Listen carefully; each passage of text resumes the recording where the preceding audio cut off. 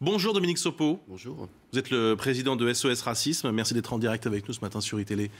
Pourquoi le Front National ne doit-il pas, selon vous, participer à cette manifestation ?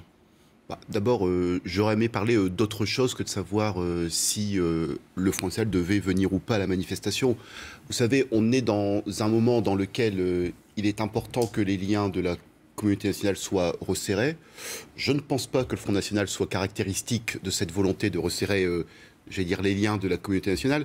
Et par ailleurs, c'est vrai qu'on s'est quand même beaucoup habitué à banaliser le Front National ces dernières années, au point où on s'étonne que le Front National ne soit pas bienvenu à une manifestation quand même qui, en cœur, est un hommage aux victimes de Charlie Hebdo.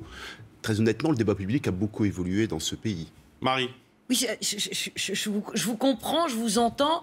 Et en même temps, il lui dit, c'est quand même Notre-Dame a sonné les cloches pour Charlie Hebdo. Il n'y avait pas plus anticlérical que Charlie Hebdo.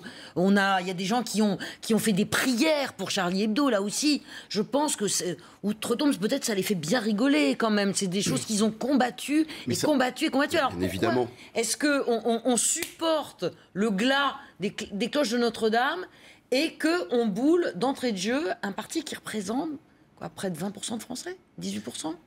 Mais qui va empêcher les cloches de sonner? C'est pas le problème. Les gens expriment leur émotion s'ils l'entendent. Ici, la question de la présence de Marine Le Pen en tant que responsable d'un parti politique en tête d'une manifestation est un autre symbole que simplement des initiatives individuelles qui peuvent être prises. Donc, je veux dire, elle devrait on pas n'est être pas reçue à sur le l'Élysée, même par plan.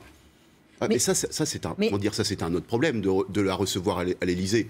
Après tout, le Front National et un parti qui est représenté à l'Assemblée nationale, ça ne me choque pas plus que cela, au demeurant. Est-ce que, pragmatiquement, presque cyniquement, ce n'est pas une erreur parce que ça va renforcer le Front National? Déjà, les tensions communautaires, le climat peut les aider électoralement, mais en plus, les victimiser, les mettre à part, c'est leur donner des atouts.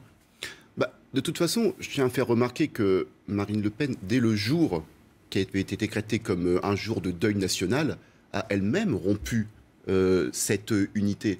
Je rappelle quand même qu'on est face à une personne qui, le jour du deuil national, appelle à un référendum sur l'établissement de la peine de mort.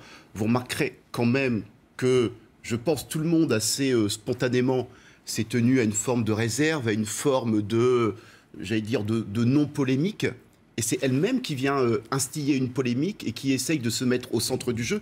Et je trouve ça extrêmement indigne, dans ces circonstances, de venir non pas parler de ceux qui sont morts, qui en plus étaient des personnes avec lesquelles à SOS Racisme nous avions beaucoup travaillé, parce que par une sorte de folie des temps, Charlie Hebdo, sans doute l'hebdomadaire le plus antiraciste de la place française, finissait par passer pour un journal raciste aux yeux de certains à cause de caricatures du prophète. Bon, j'aurais aimé plutôt que ce soit ça qui soit évoqué. Regardez ce qu'a déclaré hier soir Robert Badinter sur France 24, qu'on ne peut quand même pas soupçonner de quoi que ce soit.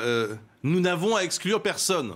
Ceux qui veulent témoigner de leur volonté d'union, ceux qui veulent témoigner de leur solidarité avec les victimes, rien n'autorise à les exclure. Est-ce que dans ce moment particulier, il ne fallait pas prendre vraiment de la hauteur et ne pas faire de distinction entre ceux qui votent ceci, ceux qui votent cela? Vous voyez ce que je veux dire? Écoutez, que répondez-vous à Badinter? Je ne sais pas dans quel cadre il l'a dit et de quoi exactement il parlait. Parce que des gens... C'est très clair. Il disait qu'il ne faut pas exclure le Front National. Que des gens viennent exprimer leur émotion. Vous savez, on ne va pas demander aux gens à la manifestation ce qu'ils votent. Donc que dans les manifestants, il y a des gens qui votent Front National, sans doute y en aura-t-il au regard du monde qui est attendu de toute façon. Donc je pense que ça n'est pas le problème. Le symbole de la présence de Marine Le Pen me semble être un symbole dévastateur dans les circonstances. Et en plus, encore une fois, extrêmement peu respectueux de la mémoire de ceux qui sont disparus. Et je pense que la moindre des décences pour Marine Le Pen aurait été elle-même de se mettre en retrait et d'observer une forme de retenue qui n'est pas forcément sa caractéristique, certes. Encore un mot, Marie? Juste un dernier mot, mais est-ce que la victoire face à ce terrorisme, ça serait justement pas d'être un maximum dans la rue, qu'on soit des millions dans la rue dimanche, dans les rues de France? Est-ce que ça serait pas... C'est ça pas le but ultime, finalement? Mais vous savez, faire une réponse avec une comparaison. Lorsque, en Norvège, il y a eu la tuerie perpétrée par Breivik, le débat s'était posé. Et d'ailleurs, le parti extrémiste par lequel il était passé avait été associé aux manifestations qui avaient suivi.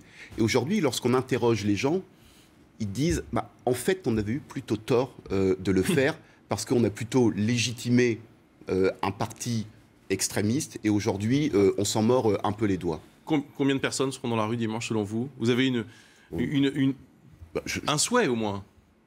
Un souhait, le maximum. Vous savez, on est quand même dans quelque chose d'absolument stupéfiant, qui est profondément attentatoire à l'unité nationale. D'ailleurs, c'est le but, parce que je dis souvent, évidemment qu'ils veulent terroriser, mais ce qu'ils veulent aussi, c'est de faire en sorte qu'il y ait des actions-réactions, on le voit à travers les agressions contre les mosquées, et que finalement, il y ait une montée des haines en miroir. C'est ça le but. Et la plus belle réponse qu'on puisse leur faire, c'est de dire, vous n'y réussirez pas. Et d'ailleurs, les Français le manifestent le plus massivement, comme ils le font depuis plusieurs jours, en descendant massivement dans la rue. Donc, le maximum. Rendez-vous dimanche. Ce sera entre République et Nation. Oui. Le défilé à partir de 15h. 15h, dimanche, 15h. Absolument. Dimanche après-midi.